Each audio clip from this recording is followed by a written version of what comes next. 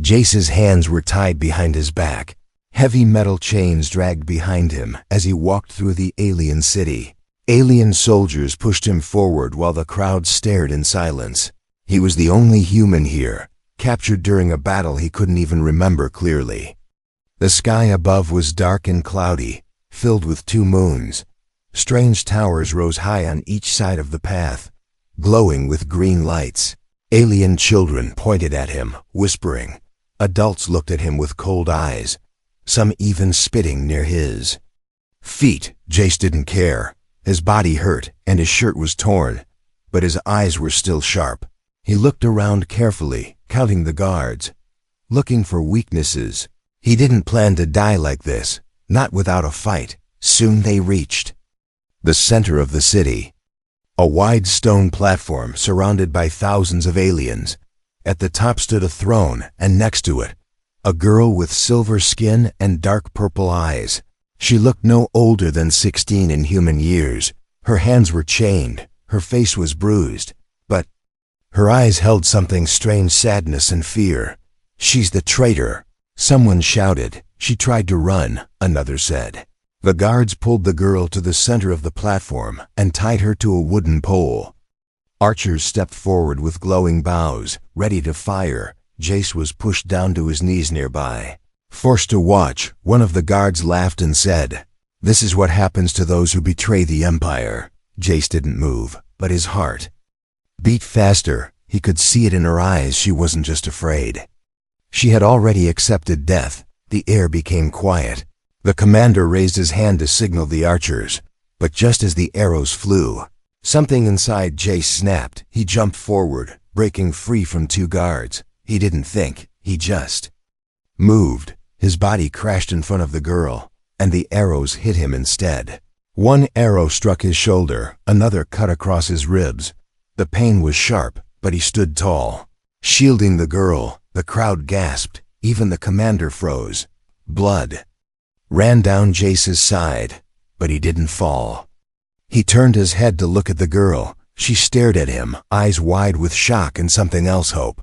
Then she leaned forward and whispered in a voice so soft he barely heard it, "Why did you do that?" He blinked, confused. She wasn't supposed to speak. She was mute, wasn't she?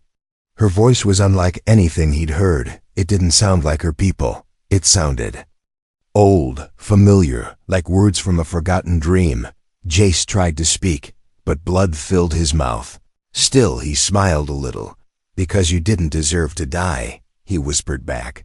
Guards rushed forward and pulled him away. The girl screamed something in her strange voice, and the platform shook for a moment. One of the soldiers dropped his weapon and stared at her in fear. The commander shouted for everyone to stay calm. "Take the human to the dungeons," he ordered, "and lock the girl away in silence."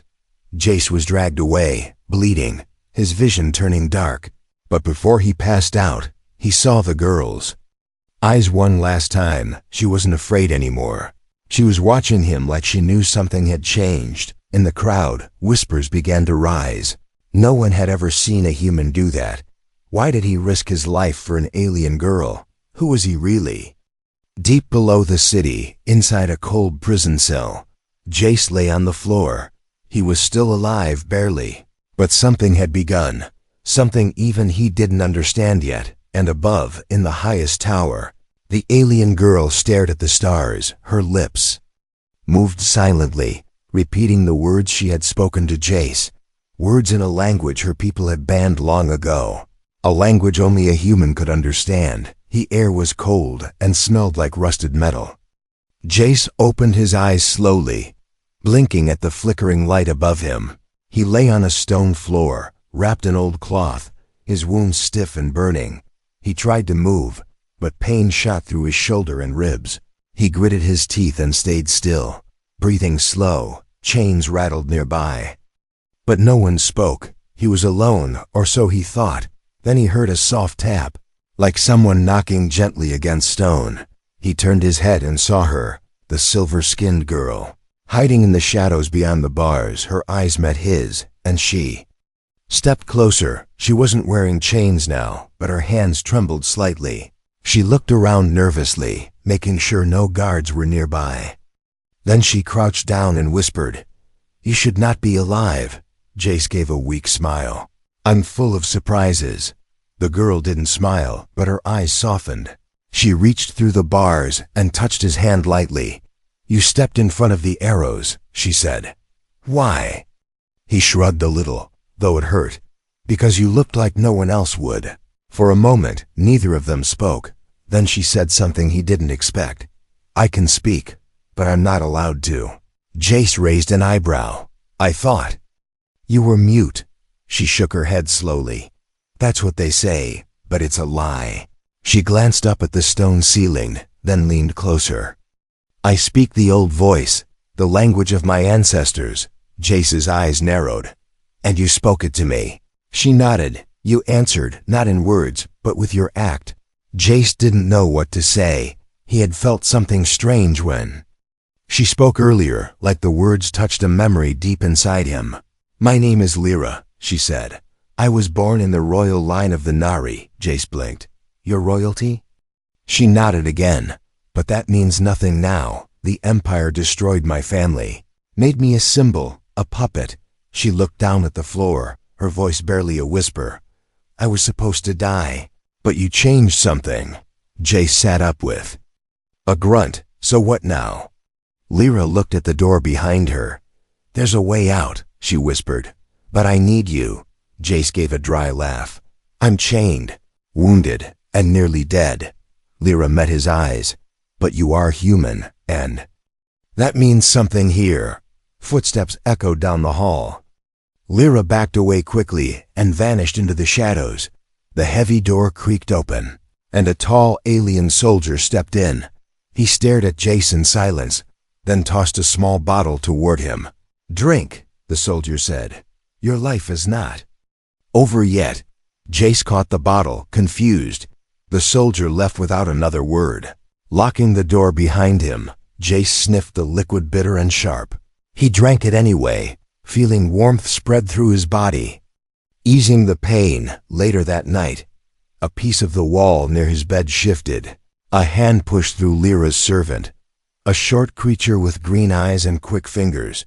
He handed Jace a small tool, a hidden blade, and a cloth with symbols on it. "Tomorrow," the servant whispered.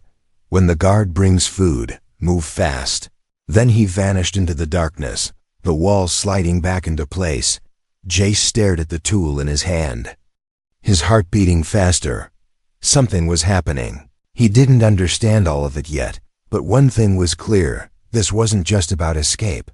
There were secrets buried deep in this place, secrets Lyra carried, and maybe, just maybe, he was part of them. But someone else was watching too, from the shadows above, behind the cracks in the wall. Eyes gleamed in silence. Not all traitors wore chains, and not all allies could be trusted. The silence in the cell wasn't peace. It was the sound of something waking up. The sun had not yet risen when Jace opened his eyes. The cell was dark, but he could feel it in the air. Something was different today. His fingers curled around the small blade hidden under the cloth. Every heartbeat sounded louder, like drums, warning him that time was short. Footsteps came closer, slow and heavy. The same guard as yesterday stepped into the cell, holding a tray of food. He placed it on the ground, turned around without a word. That was the moment. Jace moved fast, and lo, the blade flashed once, just enough to cut the back of the guard's knee. The alien dropped with a cry, but Jace was already behind him. He slammed the guard's head against the wall, not to kill, just to sleep. His shoulder burned, and his legs felt weak. But he couldn't stop now. He took the guard's key, opened the door, and slipped into the hallway. The stone walls were cold, and the lights dim. But Lyra was already there, waiting. She wore a long cloak with a hood, her face hidden, without speaking.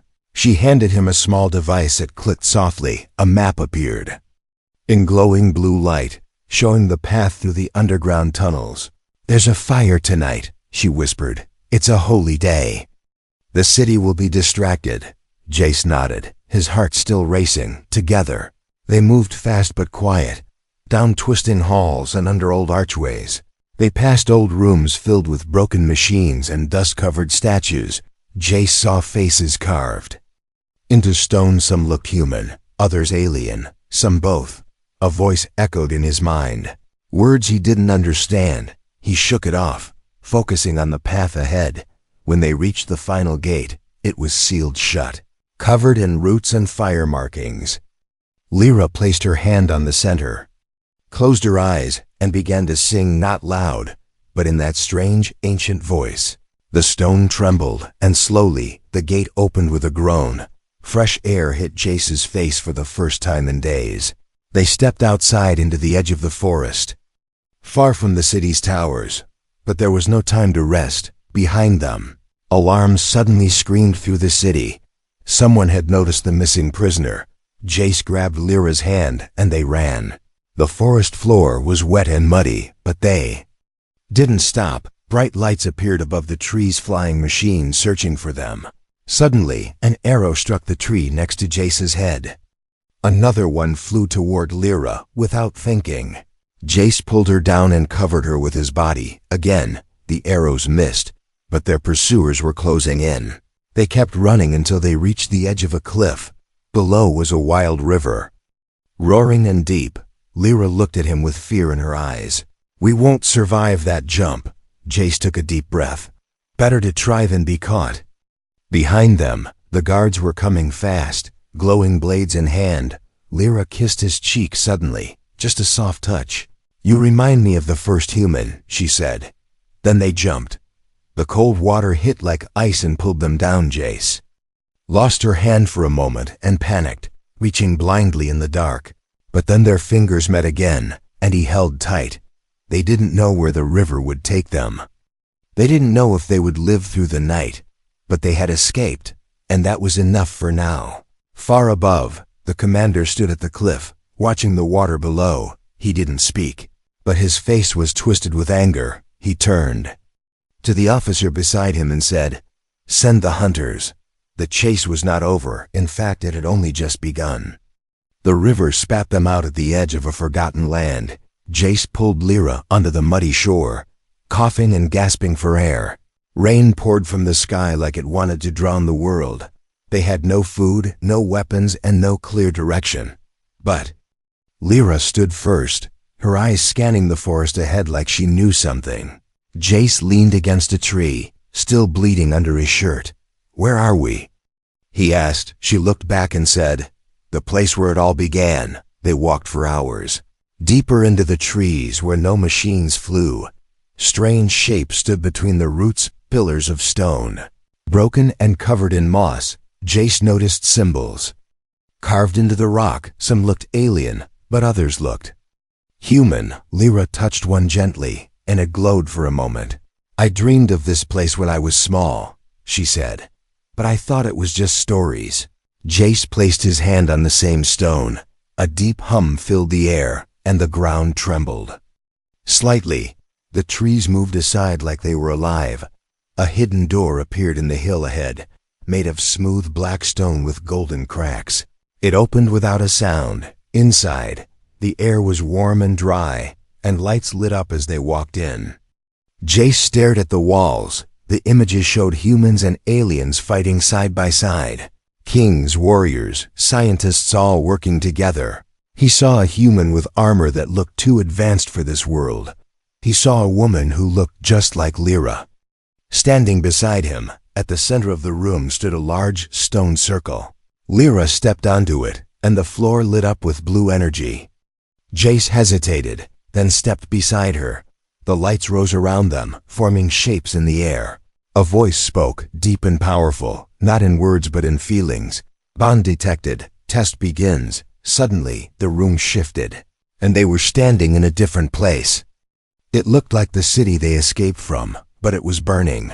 Screams echoed and fire filled the sky. Jace reached for Lyra, but she was gone. He turned in circles, calling her name. From the smoke stepped a man with his face, a perfect copy. "You are too weak," the voice said. "You failed her." The fake Jace swung a blade at him, fast and sharp. Jace dodged, grabbed a broken pipe, and fought back. The enemy felt real, every strike heavy, every cut painful. But Jace refused to give up.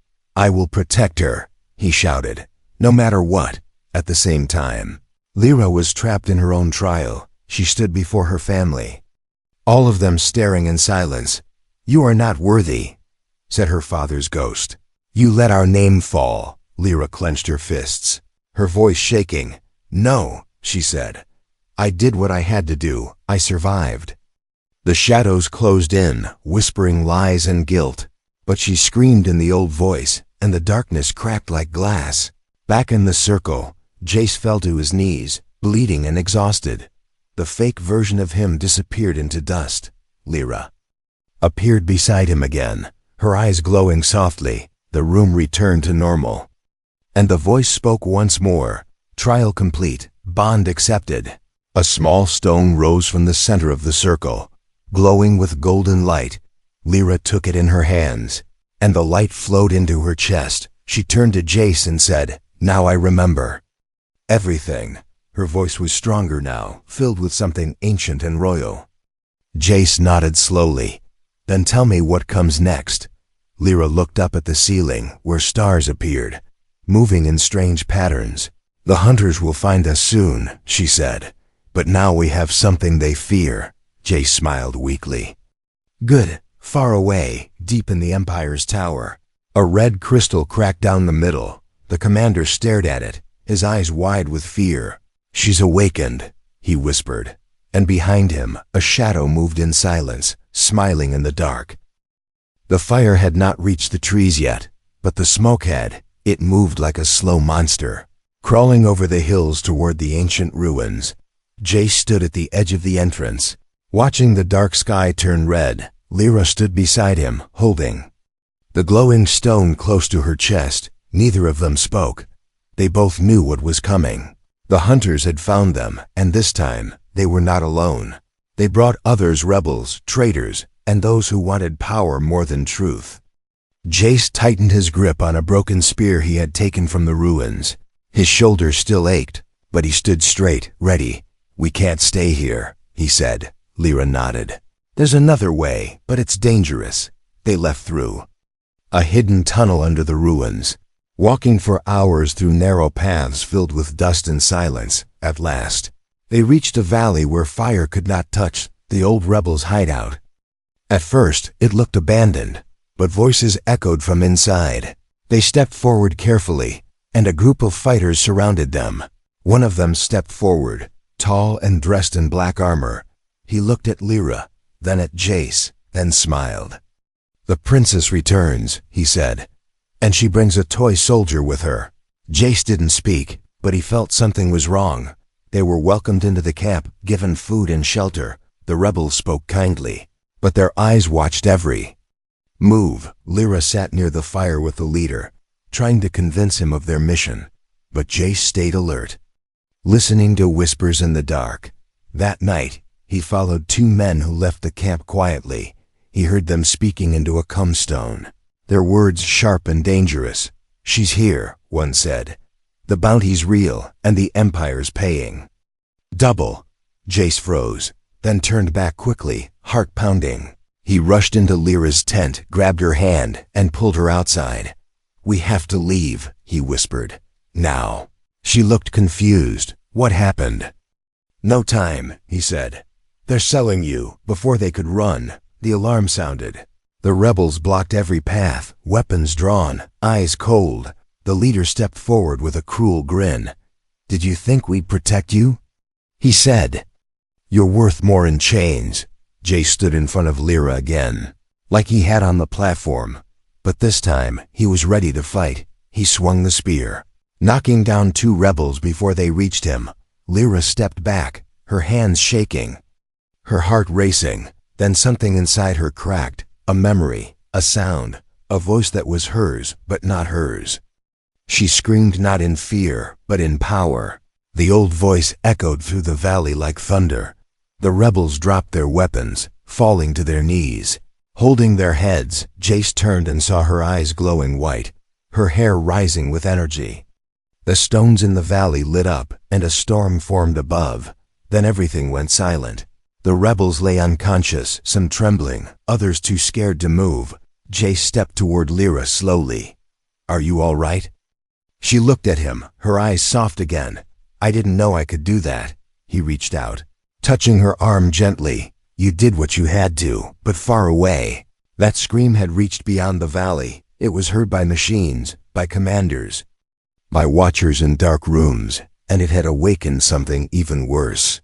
Something that had been waiting for her voice. Back in the valley, Lyra fell to her knees, exhausted and pale. Jace caught her before she hit the ground. "You'll be okay," he whispered. "I've got you."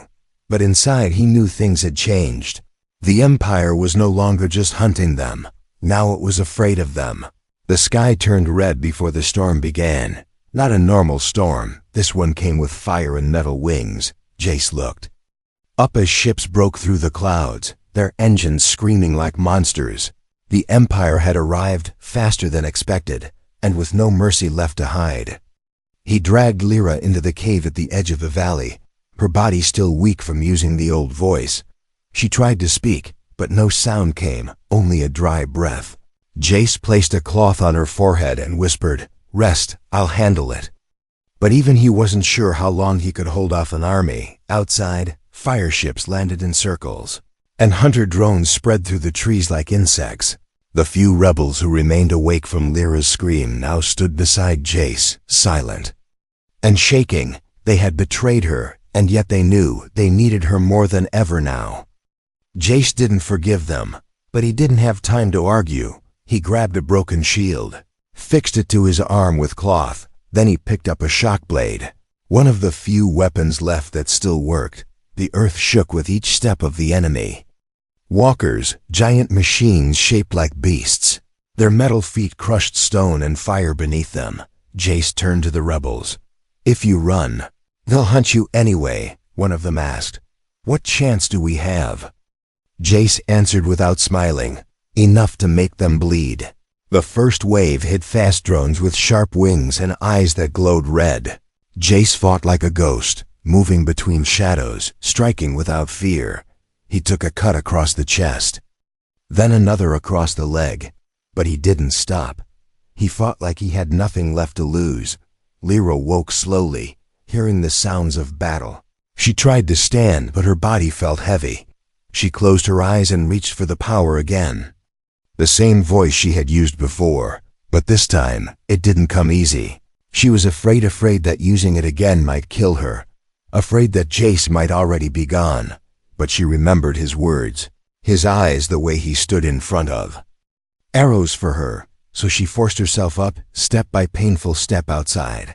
Jace faced the commander of the hunter squad, a tall creature in black armor, holding a sword made of pure fire. The commander spoke through a mask. "You should have stayed in your cage, human." Jace raised the blade, blood dripping from his hands. "I don't do cages." They clashed, the sound louder than thunder. Jace blocked and struck, but the commander was too fast. A hit to the side sent Jace crashing into a tree. His breath knocked out, the sword came down again, and he raised his shield, barely stopping it. Then a voice cut through the smoke, clear and sharp. The sky rippled as if it had been struck. The ground shook, and the air bent around the sound. Lyra stood on a rock, her arms raised, speaking in the old voice again. This time, the power didn't just push, it shattered. The walkers stopped moving, their eyes blinking wildly before exploding. The drones fell from the sky like dead birds. Even the commander froze, stepping back as cracks formed in the earth. Lyra walked forward slowly, glowing from within like a star. The commander turned to flee, but Jace threw his blade, piercing the creature's leg. Lyra finished it with a single word, one no one else could understand. The commander turned to ash where he stood. Jace fell to the ground, coughing, his shirt soaked in blood. Lyra rushed to him, dropping to her knees. "You promised," she whispered, voice shaking. "You promised not to leave me." Jace opened one eye and gave a small smile. "I'm still here." The fire in the sky faded, the ships retreating into the clouds. The forest was burning, but not everything was lost. The few rebels left bowed before Lyra, not out of fear, but respect. She had become more than a lost princess. She was now something they didn't even have a name for. Jace leaned against her, too tired to speak. She held him tightly, her fingers shaking as she whispered, "I can heal the world, but only if you stay." He closed his eyes, feeling her heartbeat next to his, and for the first time, the storm felt far away. The smoke cleared slowly as morning light touched the broken valley. The sky was quiet now, no more fire ships, no more thunder. Only the sound of wind brushing through the trees and the soft breath of those who had survived. Jace lay on a flat stone, wrapped in layers of cloth soaked with herbs and light. His body was still, but his chest rose and fell. Lyra sat beside him, her hands glowing gently as she whispered in the old voice. Each word carried warmth, not just for healing, but for memory. She wasn't just saving his wounds, she was calling him back around them. The last rebels worked to clear the damage. They no longer called her princess.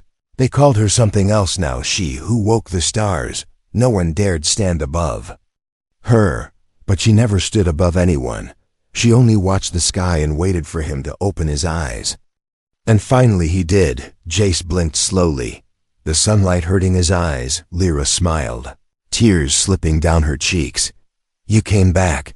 He tried to speak but coughed instead, then whispered, "Wouldn't miss the ending." She laughed, and the sound felt like the first sunrise after 100 years of night. He tried to sit, but she pushed him back gently. "Don't move, your reward is coming." He gave her a weak smile. "Is it more arrows?" She leaned closer, her face soft, her voice calm. "No," she said. "The scars are enough." She placed a small golden mark on his wrist, shaped like a spiral of flame. It pulsed with warmth, and something inside him shifted like a lock. Turning for the first time, that mark was more than a gift. It was a vow, a promise from her, and from the stars she now spoke to. "You are my protector," she said. "My voice in the dark, my fire in the cold." Jace looked at her, confused. "What does that make you?" She didn't answer right away. Instead, she stood, reached for his hand, and pulled him up slowly. He stood beside her, legs shaking but strong enough to hold him. She raised her hand, and from the ruins, the people gathered in silence, humans, aliens, warriors, and farmers all looking up at them. Lyra turned to Jace and whispered, "It makes me yours." The wind caught her hair, and the sky above shimmered with light. The mark on Jace's wrist flared again, and the ground beneath then changed. From the soil rose a new stone, clear and smooth like glass. It held their reflections, not as they were, but as they would become, together, not just survivors, but builders of something greater, a bond born from pain, tested by fire, and sealed with sacrifice. Jace looked out at the valley, once full of enemies and fear, now full of hope. He had stepped in front of flying arrows once, thinking he was just saving a life. But what he had truly done was start a war, awaken a queen, and find a reason to keep fighting. Every scar on his body told that story, and every step forward wrote the next chapter. Lyra stood beside him, not behind, never above, but as his equal, and when she spoke, her voice reached not just ears, but hearts. The old voice became a new voice, hers and his. Together, a new age had begun, and the stars would remember who lit the first fire. They did not ride off into peace, for peace had to be earned every day, but they faced the future as one, with courage, with truth, and with every scar worn proudly, because the reward was never gold, never thrones, never crowns. The reward was her, and she had chosen him.